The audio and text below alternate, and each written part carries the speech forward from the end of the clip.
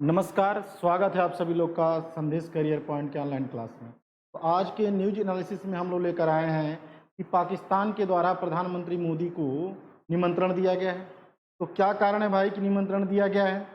कहीं यूक्रेन से प्रभावित होकर यूक्रेन ने निमंत्रण दिया, प्रधानमंत्री पहुंच गए और लग रहा है कि उसी प्रभाव में आकर पाकिस्तान तो निमंत्रण नहीं दे रहा है किसी कारणवश। तो चलिए देखते हैं क्या कारण है कि प्रधानमंत्री को ही इनवाइट करने की कोशिश की जा रही है पाकिस्तान के द्वारा। चलिए देखते हैं, आप लोग बने रहेंगे इस सेशन में। चलिए देखते हैं क्या कारण है। तो शुरुआत करते हैं हम लोग यहाँ पर कि प्रधानमंत्री मोदी को बुलाया जा रहा है, पाकिस्तान में निमंत्रण दिया गया है। तो इसका कारण क्या है? एससीओ की बैठक, एससीओ की जो बैठक होने वाली है, ये बैठक जो 25वीं बैठक है, ये 25वीं जो शिखर सम्मेलन की जो बैठक है, ये कहाँ पर होने वाली है? ये पाकिस्तान के इस्लामाबाद में होने वाली है। इस वजह से पाकिस्तान के द्वारा ये मीटिंग बुलाई गई है। देखते हैं इसमें कि जो एससीओ का जो संगठन है, इसे हम संघाई सहयोग संगठन के नाम से जानते हैं। संघाई सहयोग संगठन के नाम से जानते हैं। और इस संगठन की जो स्थापना हुई थी ये 2001 में हुई थी। ठीक है, तो इसी संगठन की जो बैठक होने वाली है वो पाकिस्तान में होने वाली है। ये कब होने वाली है? 15 से 16 अक्टूबर के बीच में ये होने वाली है। 15 से 16 अक्टूबर के बीच में ये होने वाली है और इसी बैठक में निमंत्रण भेजा गया है। ठीक है, तो देखते हैं जो अंतर्राष्ट्रीय मीडिया और राष्ट्रीय मीडिया जो है यहाँ पर प्रमुख खबर बनाए हुए है। देखते हैं यहाँ पर कि देख सकते हैं कि Pakistan invite Modi for SCO meeting के लिए। और यहाँ पर देख सकते हैं कि जो भी यहाँ पर न्यूज है ये दिया गया है यहाँ पर। लेकिन यहाँ पर एक बात और है कि प्रधानमंत्री या भारत जो है बहुत ही मतलब इसे सीरियस नहीं ले रहे हैं। ठीक है, यानी कहीं ना कहीं क्या इसके पीछे का वजह है कि एससीओ जो है, एससीओ को अगर देखा जाए तो ये सीओ को वरीयता भारत कम दे रहा है। इसके अलावा अगर देखा जाए तो सार्क भी इसी में है। सार्क को लेकर भी भारत जो है बहुत ज़्यादा मतलब संवेदनशील नहीं है और उसी तरह से ये सीओ को लेकर भी संवेदनशील नहीं। हाँ, अगर बात करते हैं बिम्स्टेक की अगर बात करते हैं तो भारत इसके लिए क्या है? बहुत ही ज़्यादा संवेदनशील है। पाकिस्तान इसमें नहीं है और इसमें मेजर जो है पाकिस्तान और चाइना दोनों हैं। इस वजह से जो लेकर भारत के प्रधानमंत्री जाएंगे पाकिस्तान, ये उम्मीद बहुत कम है।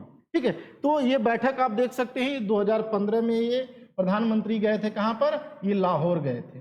और लाहौर जब गए थे तो वहाँ पर नवाब शरीफ जो है, ये आप देख सकते हैं ये मीटिंग उस समय हुई थी। बहुत ही अर्जेंट एक तरह से मीटिंग थी जिसमें ये गए थे। ठीक है, अब इसके अलावा अभी तक भारत के कोई बड़े राष्ट्राध्यक्ष जो पाकिस्तान की यात्रा पर नहीं गए 2015 से।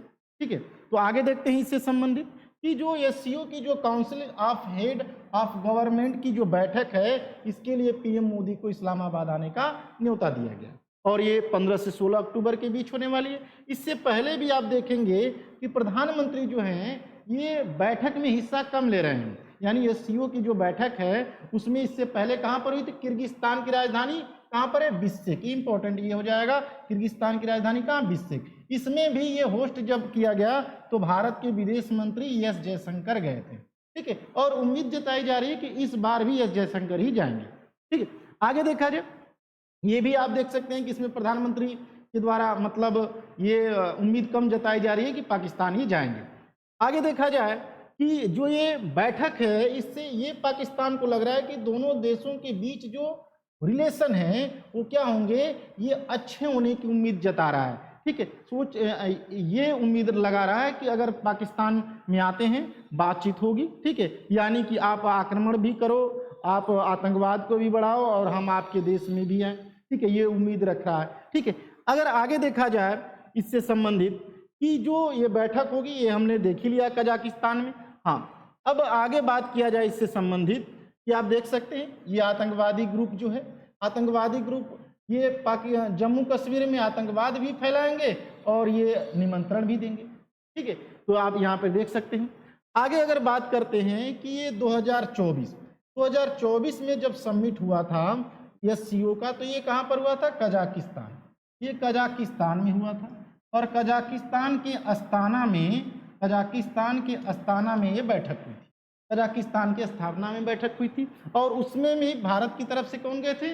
विदेश मंत्री एस जयशंकर गए थे। ठीक है, तो ये 24वीं बैठक थी। 25वीं बैठक कहाँ होने वाली है? ये पाकिस्तान में होने वाली है। आगे देखें हम कि एससीओ की जो बैठक है ये कहाँ पर हुई? अस्ताना में हुई 2024 में, और ये चौथी थी तो 24वीं बैठक ही थी। ठीक है, ये 24वीं बैठक थी। अब कहा जा रहा है कि जो ये बैठक देख सकते हैं कि एस जयशंकर भी इसमें गए थे। अब कहा जाए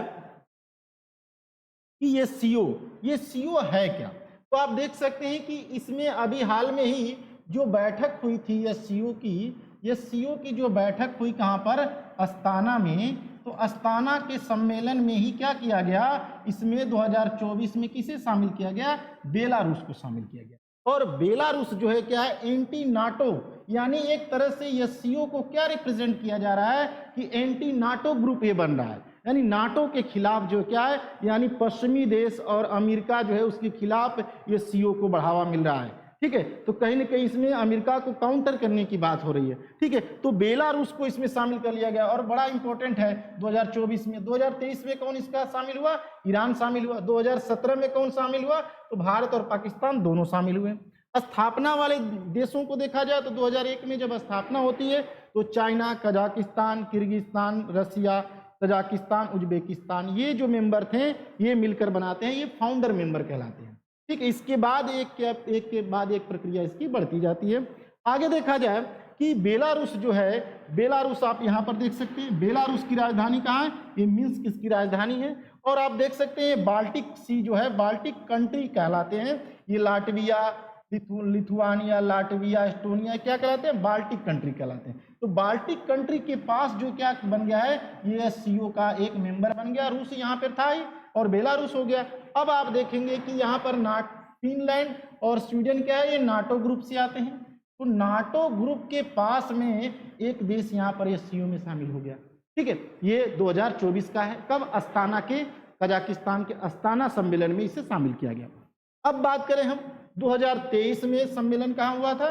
2023 में ये सीओ का जो संगठन है वो कहाँ हुआ था? तो ये भारत में हुआ था और इसके होस्ट कर रहे हैं कौन? इंडिया के प्राइम मिनिस्टर। और ये कैसे किया गया था? तो ये वर्चुअली था, ये वर्चुअली इसे आयोजित किया गया था। ठीक है, यानी आप देखिए भारत में आयोजन किया गया G20 का, बहुत बड़े सम्मेलन किया गया। ठीक है, उसी तरह से अगर देखा जाए तो यह सीओ को वो महत्ता नहीं दी गई। ठीक है, कहीं ना कहीं इसके पीछे क्या है? पाकिस्तान और चीन को वो बढ़त न हासिल हो जाए। ठीक है, इसलिए भारत थोड़ा सा कटा हुआ यहाँ पर नजर आता है सीओ को लेकर। ठीक है, अब इसमें अगर देखा जाए तो विश्व की जो 40% आबादी है वो इस सीओ में है, और दूसरा विश्व की 30% जीडीपी जो है वो किसके अंतर्गत आती है? तो ये सीओ देशों के अंतर्गत दुनिया की 30% जो जीडीपी है उसको कवर करता है। ठीक है, तो ये बड़ा मायने रखता है कि ये सीओ इतना बड़ा संगठन है। अब 2023 में 4 जुलाई 2023 को ये भारत के द्वारा इसे होस्ट किया गया। ठीक है, आगे देखा जाए तो ये प्रधानमंत्री के द्वारा ये होस्ट किया गया, यही न्यूज हो जाएगी। इसके अलावा देखा जाए तो यहाँ पर देख सकते हैं कि चाइना के हो जाएंगे, पाकिस्तान के हो जाएंगे, ये व्लादिमीर पुतिन हो जाएंगे यहाँ पर। ठीक है, तो ये सभी लोग वर्चुअली क्या थे? वर्चुअली मीटिंग हुई थी। इसके अलावा आप देखेंगे कि गोवा सम्मेलन में गोवा में क्या होता है? विदेश मंत्री क्योंकि बैठक होती है, और विदेश मंत्रियों की जो बैठक होती है इसमें बिलावल भुट्टो हो जाएंगे, ये बिलावल भुट्टो हो जाएंगे। और ये क्या किए थे? पाकिस्तान का प्रतिनिधित्व किए थे। और 4 से 5 मई 2023 को ये बैठक कहाँ हुई थी? ये गोवा में इसकी बैठक हुई थी। आगे देखा जाए कि ये सीओ है क्या? जब इतनी बातें हो रही हैं तो ये सीओ है क्या? तो ये सीओ का वो कहेंगे संघाई कॉरपोरेशन ऑर्गेनाइजेशन, संघाई सहयोग संगठन। अब नाम से ये इसका जो हेडक्वार्टर है वो कहाँ पर है? तो ये बीजिंग में है, इसका हेडक्वार्टर जो है वो बीजिंग में है।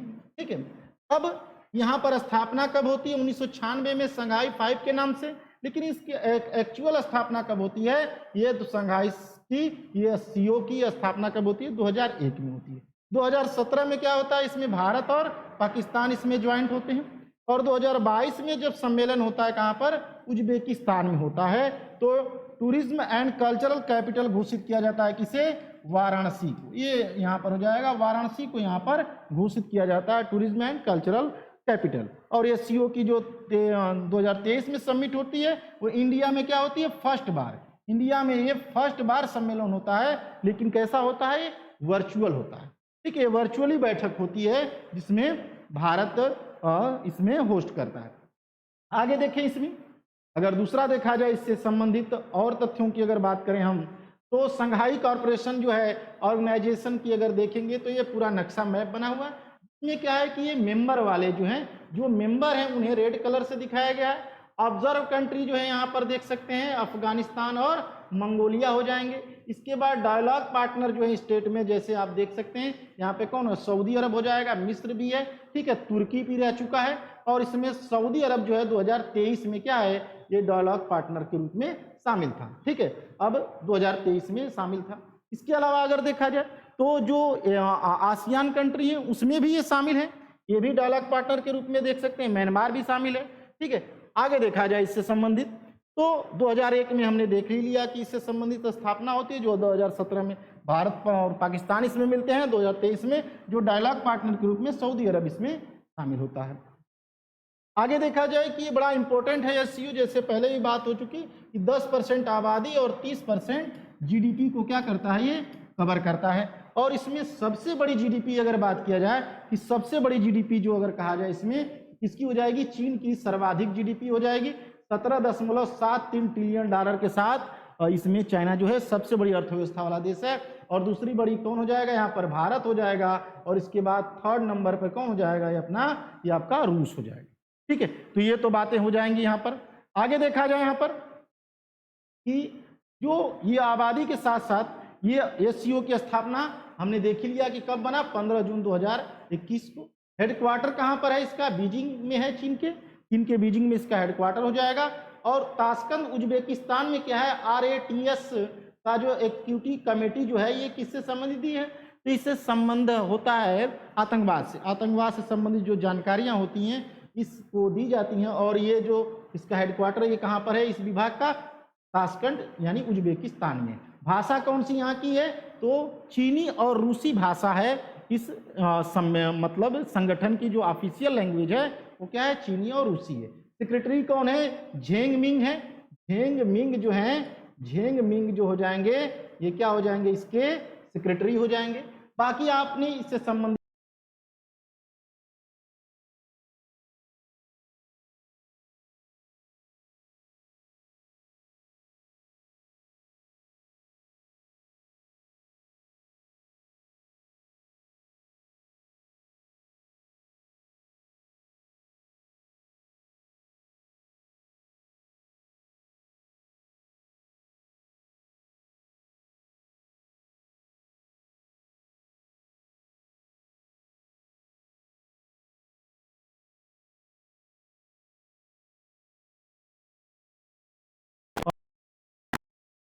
को आतंकवाद से संबंधित किसी भी सम्मेलन में उसे जिम्मेदार ठहराने की बात होती है तो चाइना खुद क्या करता है? वहाँ वीटो का पावर का इस्तेमाल करता है। और यहाँ पर क्या कहता है कि हम टेररिज्म से क्या करना है? फाइट करना है, लड़ाई लड़नी है एक तरह से, यानी दो तरफी बात ये कहता है, दो मुँह वाली बात ये करता है चाइना। ठीक है, आप एक क्या है? एक संगठन ये जो है ये मजबूती से बढ़ रहा है। एक और इसमें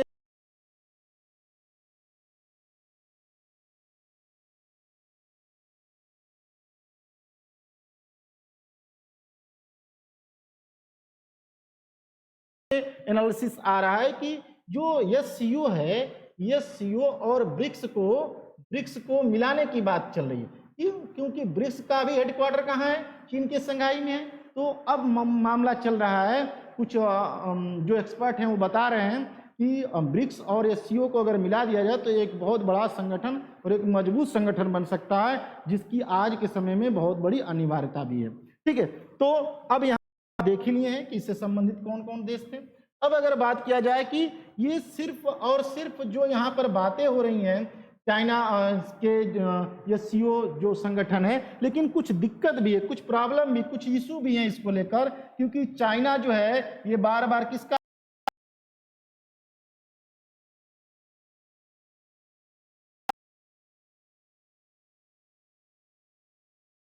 प्रॉब्लम भी है। ठीक है, अब ये दिक्कत क्यों है? दिक्कत इसलिए यहाँ पर है क्योंकि ये जो रोड जो वन बेल्ट वन रोड जो इनिशिएटिव बना रहा है, ये भारत के जम्मू कश्मीर वाला जो इलाका है, इस पर पाकिस्तान का कब्जा है, वहां से भी गुजर रहा है और इसका नाम आता है वहां पर क्या, सीपेक के नाम से जाना जाता है, चाइना पाकिस्तान इकोनॉमिक कॉरिडोर। तो जाहिर सी बात है कि भारत के संप्रभु देश है और वहां के किसी क्षेत्र से पाकिस्तान का क्या जा रहा है, पाकिस्तान और चाइना के सहयोग से बना है सीपेक। ठीक है, तो ये यहाँ पर भी प्रॉब्लम है। और दूसरा, इंडिया और पाकिस्तान क्या कर रहे हैं, यहाँ पर दोनों देशों में विवाद चलता ही रहता है और यहाँ पर रूस चाइना जो स्टैंड है वो यूक्रेन से संबंधित, वो भी यहाँ पर एक कारण बना हुआ। और कहा जाए कि इसके जो अलग अलग जो देख सकते हैं यहाँ पर जो रोड से संबंधित वन बेल्ट वन रोड जो इसका इनिशिएटिव है, वो सबसे बड़ी प्रॉब्लम खड़ा किया है भारत के लिए। आप देख सकते हैं यहाँ पर अगर नक्शे में कि जो ये नक्शा कह रहा है कि जो रूट है ये बेल्ट एंड रोड इनिशिएटिव, ये देख सकते हैं रोड के द्वारा क्या है, ये चीन का बीजिंग है, चीन का बीजिंग है और इसे कहाँ तक जोड़ देना है, ये जर्मनी तक जोड़ देना है, रॉटरडम तक जोड़ देना है, इटली तक जाना है, एथेंस तक जाना है, मॉस्को तक जाना है, ये रूट बना रहा है। ठीक है, और जल मार्गों के द्वारा क्या है, जल मार्गों से भी जोड़ने की कोशिश की जा रही है कि भारत का देख सकते हैं कि बांग्लादेश वाला इलाका कोलंबो को इसने मिला लिया है, ग्वादर को मिलाकर, और इस तरह से क्या कर रहा है, ये जल मार्गों के द्वारा ये रास्ता बना रहा है। ठीक है, तो कहीं ना कहीं भारत के लिए भी क्या एक प्रॉब्लम है, इसी वजह से ये सीओ को वरीयता कम दी जा रही है। अब आगे देखेंगे कि भारत के लिए क्या दिक्कत वाली बात है। भारत के लिए देखिए, चाइना पाकिस्तान इकोनॉमिक कॉरिडोर जो है, चाइना पाकिस्तान इकोनॉमिक कॉरिडोर जो है कासगर शहर से गुजर रहा है, कहाँ, ग्वादर तक जुड़ रहा है और ये सिजियांग जो प्रांत है वहां से जा रहा है, ये आप देख सकते हैं कि ये समरकंद तक जा रहा है। सिल्क रूट जिसे कहा जा रहा है, जो प्राचीन रेशम मार्ग था, और Bangladesh China India Myanmar corridor भी है और ट्रांस हिमालयन कॉरिडोर है। एक तरह से चाइना पूरे मतलब अपनी इकोनॉमी को क्या करना, बूम करने के लिए और एक तरह से एकाधिकार प्राप्त करने के लिए पूरा क्या कर रहा है, ये क्षेत्र में निर्माण कार्य को बढ़ावा दे रहा है। और इससे क्या है, भारत को भी प्रॉब्लम है क्योंकि सबसे बड़ी जो दिक्कत है वो हमारे लिए चीन है। ठीक है, अब कहा जाए कि आखिर तब भारत की मजबूरी क्या है, यानी कि भारत क्यों इसके संगठन के साथ ये लगा हुआ है, क्यों इसका भागीदार है। ठीक है, ये भी बात है। तो आखिर इसका मतलब है कि जो सेंट्रल एशिया के देश हैं उनके साथ सहयोग बढ़ाना, और एससीओ से जुड़ने में सेंट्रल एशिया के जो देश हैं जैसे कजाकिस्तान, किर्गिस्तान, तजाकिस्तान और उज्बेकिस्तान के साथ आर्थिक संबंध हमारे मजबूत होने हैं। अब आर्थिक संबंध अगर मजबूत होंगे तो इसमें क्या हो जाएगी, चीन का जो दबदबा है उसे कम कर सकते हैं और इसमें जो व्यापार है उस व्यापार को भी हम बढ़ावा दे सकते हैं। ठीक है, तो इस वजह से भारत क्या इसके साथ जुड़ा हुआ है। बाकी जो अपने हित की जब बात भी देखकर ही इसमें क्या कर सकते हैं, भारत इसमें आगे बढ़ सकता है। ठीक है, तो आज के लिए इतना ही इस वीडियो में। कल आप लोग को फिर इससे संबंधित जो न्यूज एनालिसिस है वो डेली आपको मिलता रहेगा शाम को। ठीक है, तो आज के लिए इतना ही। धन्यवाद सभी लोग का।